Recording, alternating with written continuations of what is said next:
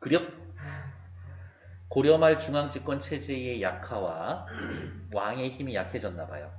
왕권의 쇠퇴 속에서 고려 왕조를 세운 신흥 사대부들은 지주층, 땅 주인이었기 때문에 노비 노동력이 필요했다. 조선 왕조를 세운 신흥 사대부는 노비가 필요했다. 그러나 강력한 중앙 집권 체제를 확립해야 하는 국역, 나랏일을 해야 하는 대상인 양인, 노비를 제외한 계층의 폭을 넓히려고 했었었다. 나라를 운영하는 사람들은 노비가 많으면 좋지가 않아. 왜냐하면 노비들은 나랏일을 하는데 갖다 쓰지를 못해. 걔네들은 세금도 안 내. 그러니까 평민이 많은 게 좋지 노비가 많은 게 좋지 않아. 국가 입장에서는. 따라서 노비가 꼭 있어야 하더라도 되도록 많은 양인을 확보하는 것이 새 왕조가 추구한 국역 정책의 기본 방향이었다. 노비는 군대도 안 가. 군대 갈 사람들이 많아지는 게 좋겠지. 나라 이름에. 얘 옛날에 군대 갔어요. 60대까지 나라에서 부르면 전쟁하러 가야 해요. 충격적이지. 도망가면 안 돼요. 그러니까 도망갈 일을 만들지 마. 자, 뒤에 1문단. 방금 얘기 뭐 나왔어요? 조선은 이러한 식으로 국역 정책의 기본 방향을 세웠습니다. 그러니까 1문단은 맨 끝에 거겠죠. 앞으로 와서 2문단 또 넘어갈게요. 이처럼 국역 대상의 확보를 새 왕조 통치의 발판으로 추구를 하면서 법제적으로는 일단 양인과 천인으로 나누었다. 법으로는 양인과 천인으로 나눴다. 이들 사이에는 의무와 권리의 차등이 있었는데 양인 남자는 국역인 군역, 군대 가는 거 쉽게 이야기하면 요역, 일하는 의무가 있었다. 이에 비해 천인은 군역에서 철저히 배제가 되었다. 천인이랑 양인 다 양인은 평민들, 천인은 노비들. 그렇게 생각해야지. 노비가 이렇게 나오면 헷갈리니까 위에다 쓰는 게 짱이야. 양인 위에다가 군역, 요역. 그리고 천인 위에다가는 군역, X. 군역, X. 이렇게 써놓으면 밑에 세 줄 안 읽어도 괜찮아. 자, 다시 뒤로 넘어갈까? 방금 읽은 이문단 내용 어디 있어요? 양인과 천인의 의무면에서 오케이. 앞으로 넘어오죠. 권리 면에서도 양인과 천인은 신체와 생명의 보호와 같은 인간의 기본권인 공권력으로부터 보장받을 수 있는지에 뚜렷한 차이가 있었었다. 천인인 노비는 천인에다가 세무. 재산으로 보아서 매매, 상속, 양도, 증여의 대상이 되었고 우리 아버지가 노비 한 10명 데리고 있어. 나 장가 간다고 여기 있는 노비 3명 네가 데리고 가라. 줄 수 있어. 물건처럼. 너무 그렇다. 근데 노비가 막 저항하면 어떻게 해요? 그냥 맞아 죽을걸요? 사는 곳을 옮길 자유가 없었다. 노비는 함부로 이사도 못 가. 노비와 양인이 싸우면 똑같이 싸워도 노비가 한 등급 더 무거운 벌을 받는 것은 양천 사이의 법적 지위의 차이를 봅니다. 노비가 벌도 더 심하게 받아. 그보다 권리면에서 양민, 천민 사이에서의 가장 분명한 차이는 관출, 관직, 진출권이 있느냐 없느냐. 그러니까 양인들은 공부해서 벼슬할 수 있고 과거 시험 봐서 벼슬할 수 있어. 천인은 아무리 똑똑해도 못해. 관리가 될 수가 없어. 양인 중에서도 관직 진출권이 제한된 사람이 적지는 않았으나 양인은 일단 관직 진출권이 있었다. 맘만 먹고 큰 죄만 저지르지 않으면 관직에 진출할 수 있었어. 더러 노비가 국가의 공을 세워 정규 관직인 유품직을 받기도 했으나 반드시 양인이 되는 종량 절차를 먼저 밟아야 했었다. 노비가 있어. 엄청 나라를 위해 큰일, 훌륭한 일을 했어. 얘 벼슬을 줘야 되겠다라고 하면 노비인 상태에서 벼슬을 주는 게 아니라 노비 오케이 너 이제 더 이상 노비 아니야 라고 양인, 평민으로 바꿔준 다음에 관직을 준 거야. 절차가 하나 더 들어가는 거지. 양인이 되는 이러한 절차를 뭐라고 한다? 종량 절차라고 이야기를 한대요. 그러나 이러한 양천 구분은 국가의 법적 구분이었지 단락이 끊겨 있네. 여기까지가 세 번째 단락이었었죠. 깜빡 놓칠 뻔했네요. 뒤로 또 다시 넘어갈게요. 지금까지네요. 세 번째 단락 내용 뭐였어요? 그렇지. 양인과 천인 사이의 권리면에서의 차이. 앞으로 넘어옵시다. 네 번째 단락. 여기가 네 번째 단락이에요.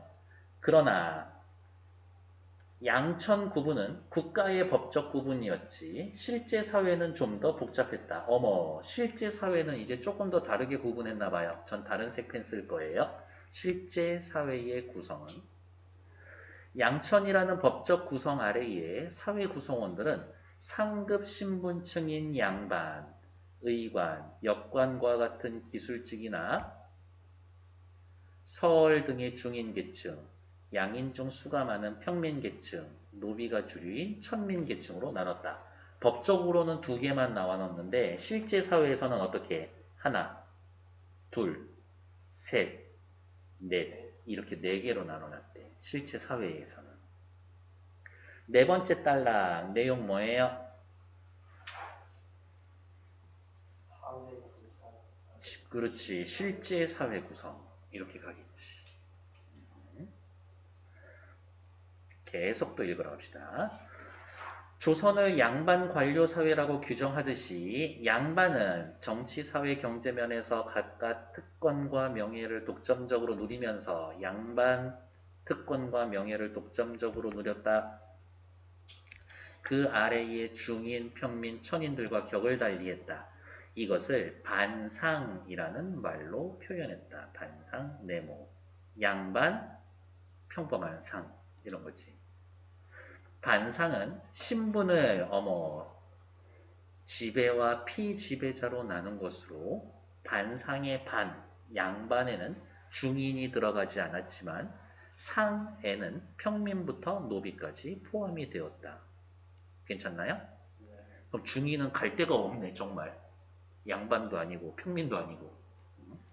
이러한 구분은 법적 구분과 달리 사회 통념상 최고 신분인 양반의 지배자적 위치를 돋보이게 하려는 의식에서 생겼다고 하겠다. 지들끼리 높은 척 하려고 만들어 놓은 겁니다. 그렇대요. 꼴보기 싫지 않나? 네. 방금 읽은 다섯 번째 단락 내용 찾으러 가죠. 뭐였어요? 그렇지. 다시 본문. 마지막 여섯 번째 단락. 이처럼 국가 차원의 이처럼 너무 중요하고 사랑스러운 말이라고 정리해 줄 거니까 국가 차원의 법적 규범인 양천제와 달리 국가 차원 법적으로는 양천제, 실제 계급을 통한 반상제가 서로 뒤섞여 신분구조를 이루었다.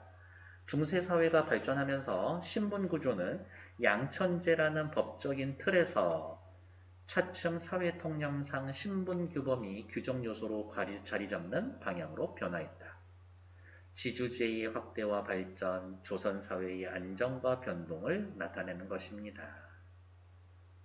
그러면 볼 것도 없지만 육문단 내용은 중세가 발전하면서 반상제가 자리를 잡았습니다.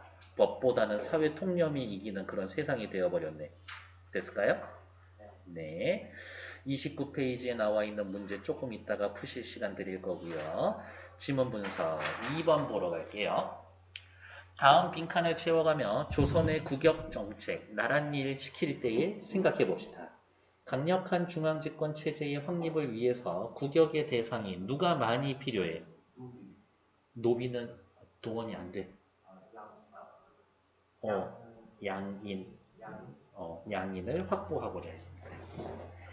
양인은 군역과 요역의 의무가 있어. 나랏일을 해야 할 의무가 있어. 하지만 천인은 군역에서 배제가 돼. 그러면 얘네들이 더 많은 일을 하니까 권리를 더 줘야 되겠죠? 어떤 권리를 줄까? 천인은 인간의 기본권을 공권력으로 보장받지 못했고 사람인데 물건 취급받고 있잖아. 관직 진출권을 갖지 못한다. 양인은 기본권을 보장받으며 무엇을 가진다? 그렇지. 관직 진출권을 가진다. 갖가지 특권과 명예를 독점적으로 누리면서 중인, 평민, 천인들과 격을 달리한 사람들 누구? 양반. 양반이랑 양인이랑은 완전 다르지. 양인에는 양반, 중인, 평민들 다 포함. 노비 빼고. 사회통념상 반상제가 중세 구조의 신분 구조로 확고히 자리 잡고 있었습니다. 됐을까요? 앞에 나와 있는 문제랑 밑에 나와 있는 어휘 문제 푸는데 역시 3분만 드릴게요. 시작! 2번 풀었어. 오케이. 2번 같이 하면 되지. 1번 볼게요. 윗글을 통해 알 수 있는 내용으로 적절하지 않은 것, 틀린 것 찾기. 중인은 반상제에서 반, 지배계층에 포함되지 않았다. 맞죠? 양인 가운데 평민이 양반보다 더 많겠지.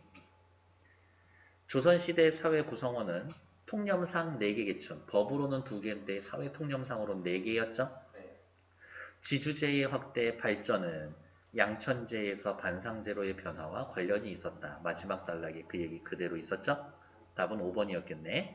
국역정책은 노동력을 확보를 위해 끌어다 쓸 수 있는 사람이 많아야지. 노비는 갖다 쓸 수 있어 없어? 그러니까 노비의 수를 최대한 늘리는 게 아니라 줄이는 것을 우선시했다. 1번에 5번. 2번 보러 갈게요. 채수의 견해와 관련지어 이해한 내용으로 가장 적절한 것은 사원부 대사헌 채수가 아래였다. 어제 전지 서류를 봤더니 역관 의관을 관장하고 장려하고자 능통하고 재주가 있는 자는 역관하고 의관은 4개의 계층 중 누가 했어요? 중인 계층들이 담당했었지. 동서 양반에 발탁하여 쓰라고 특별히 명령하신다니 듣고 놀랐습니다. 세상에. 벼슬이 높고 낮은 것이 있고 직책에는 가볍고 무거운 게 있습니다. 세상은 구별해야 합니다. 폐하. 의관, 역관은 사대부, 양반, 지배계층이 아닙니다. 의관, 역관은 모두 미천한 계급 출신으로 사족, 선비들이 아닙니다. 이렇게. 이 채수는 뭐라고? 신분제를 유지해야 한다. 중인이 양반되는 것을 반대한다. 이런 얘기인 거겠네. 됐을까? 왜 그랬을까? 지 밥그릇 챙기려고 그러는 거겠지. 이러한 사람들까지 반이 되면 자기와 같은 사람들이 늘어나는 거니까 권력을 빼앗길 수도 있고 지 밥그릇 나눠줄 수도 있잖아요. 답은 3번. 의관, 역관과 같은 중인을 양반에 바탁하려는 임금의 조치에 반대하는 것은 왜? 지들만 높고 고귀하고 소수로 나눠 먹어야 되는데 지배자적 위치를 돋보이게 하려는 의식을 반영한 겁니다. 자기들끼리 잘 먹고 지들끼리만 잘 먹고 잘 살려고. 꼴보기 싫어. 다음 밑으로 내려와서 어휘 문제 확인할게요. 기세나 상태가 쇠하여 전보다 못해가는 것을 쇠퇴라고 한다. 맞아요. 체제나 견해 조직 따위가 굳게 섬 그렇게 되는 것을 확립. 맞아요. 확립 뜻이 저거예요. 확고하게 세운다. 서로 같지 않고 다른 것이 차등? 아니죠. 국가나 공공단체가 우월한 의사의 주체로 국민에게 명령하고 강제할 수 있는 것을 공권력. 맞죠. 제시된 뜻을 참고하여 단어의 뜻을 사봅시다. 매매 무슨 뜻이에요? 그렇지. 어떤 것을 물건을 사고 팔다. 사고 팜. 리을 미음. 양도 사양하다 건너다. 무슨 뜻이에요? 재산이나 물건을 사양해서 건네준다. 누구에게? 남에게. 남에게 넘겨준. 증여, 주다, 주다. 무슨 뜻이에요? 증여. 그렇지. 물건 따위를, 물품 따위를 주다. 선물로 주다. 부모님 살아계실 때 아파트 한 채 물려받았다. 그러면 증여받은 거지. 종량 무슨 뜻이에요? 천민. 그렇지. 종량 절차를 거치면 천민이 양민이 되죠. 유품 1품에서부터 총 18개 품. 됐을까? 오케이.